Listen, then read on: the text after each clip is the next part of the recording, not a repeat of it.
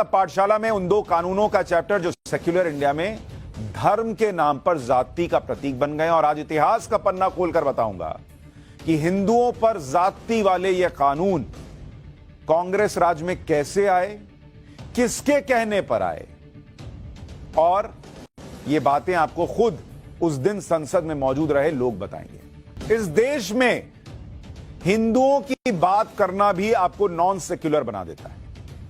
हिंदुओं की अगर आप बात कर लें तो इस देश का एक वर्ग ऐसा है जो तमाम सवाल पूछना शुरू करता है। और कैसे हिंदुओं के साथ इस देश में गलत हुआ है, इसको समझना हो तो आपको दो कानूनों के बारे में जानना चाहिए जिसे कांग्रेस की सरकार लेकर आई थी। और वो दो कानून कौन से हैं, पहले आपको वो बताता हूं। ये दो कानून जिनके बारे में मैं आपको पाठशाला में विस्तार से बताने वाला हूं। पहला आया था 1991 में, इसको कहते हैं प्लेसेस ऑफ वर्शिप एक्ट। इसका आपने बहुत जिक्र सुना होगा, लेकिन आज मैं इसका जो पन्ना आपके लिए लेकर आया हूं वो आपने अभी तक नहीं सुना होगा, तो जरा ध्यान से सुनिएगा। और दूसरा कानून 1995 में आया, और यह कानून था वक्फ एक्ट। 1995 में यह कानून लाया गया। और इन दोनों समय प्राइम मिनिस्टर कौन थे? नरसिम्हा राव थे। नरसिम्हा राव प्राइम मिनिस्टर थे और सरकार थी कांग्रेस पार्टी की। यह कांग्रेस पार्टी की सरकार के वक्त जो दो कानून आए, इनके बारे में इस देश के हर नागरिक को जानना चाहिए। प्लेसेस ऑफ वर्शिप एक्ट क्यों लाया गया था, अब आपको यह भी बताता हूं। सुनिए, अब इतिहास के पन्ने खोलना शुरू कर रहा हूं। यह वो हिस्ट्री है जो आपको जाननी चाहिए। 1991 में केंद्र की तत्कालीन कांग्रेस सरकार उपासना स्थल कानून लेकर आई थी, यानी प्लेसेस ऑफ वर्शिप एक्ट। तब केंद्र में पीवी नरसिम्हा राव प्रधानमंत्री थे, शंकर राव चौहान गृह मंत्री थे। यह कानून मंदिर आंदोलन के दौर में मंदिर मस्जिद विवादों को रोकने के लिए लाया गया था।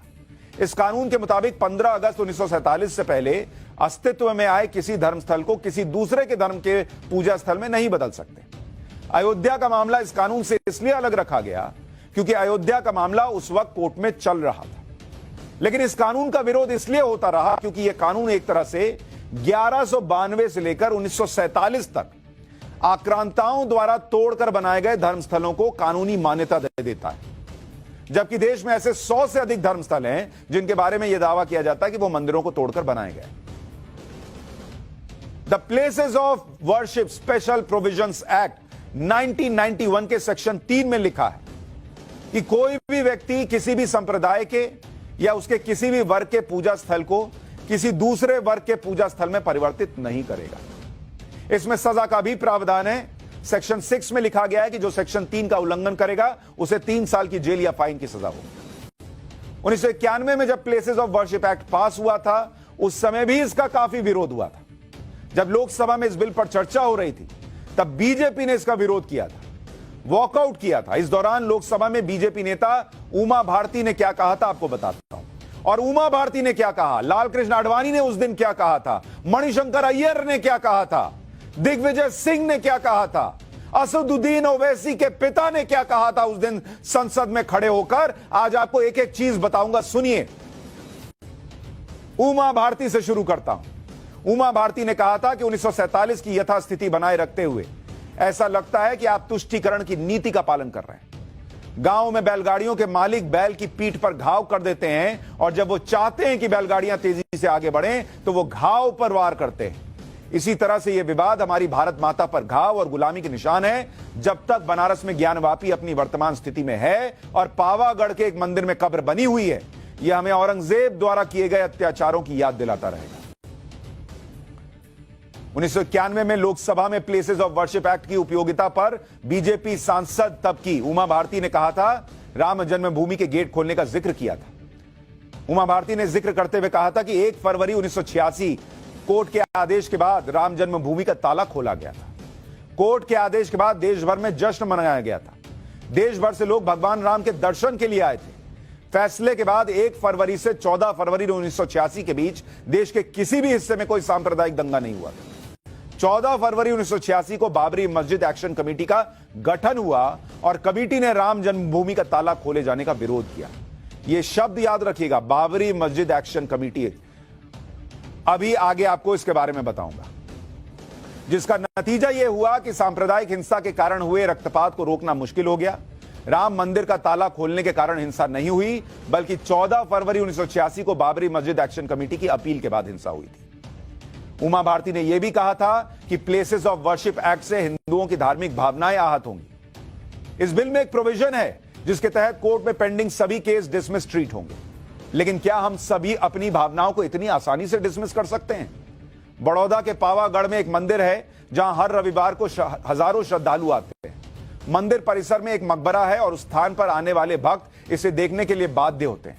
इसलिए सरकार को लिखित रूप में यह बताना होगा कि मंदिर का निर्माण 1947 से पहले किया गया था और इसलिए इसे बदला नहीं जा सकता, भले ही मकबरे की उपस्थिति से किसी की भावनाओं को ठेस पहुंचे। यह बिल उनकी भावनाओं को दबा देगा।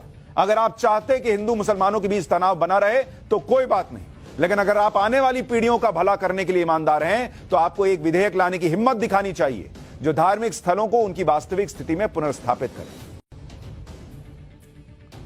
उमा भारती ने क्या बातें कही वो आपको बताया। अब आपको यह भी बता दूं कि इसके बाद जब वो कह रही थी ये सारी बातें, वहां और लोग भी मौजूद थे।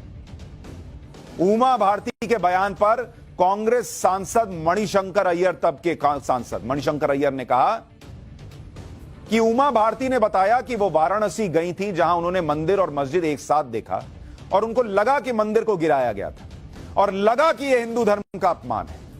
उमा भारती के मुताबिक एक मुस्लिम शासक ने वो मस्जिद बनवाई थी। उमा भारती और मुझ में सिर्फ एक अंतर है, मणिशंकर अय्यर कहते हैं, जिसे वो गुलामी की निशानी समझती हैं, मैं उसे सेक्युलरिज्म का प्रतीक मानता हूं। कांग्रेस सांसद मणिशंकर अय्यर को लगता था कि वहां पर औरंगजेब की बनाई मस्जिद सेक्युलरिज्म का प्रतीक है। मंदिर तोड़कर मस्जिद बना देना सेक्युलरिज्म का प्रतीक था उनके लिए। आज भारतीय जनता पार्टी हिंदू धर्म को देश पर थोपना चाहती है, यह तब भी वो कह रहे थे और आज भी यही नैरेटिव चलता है। उस वक्त गृह मंत्री थे शंकर राव चव्हाण।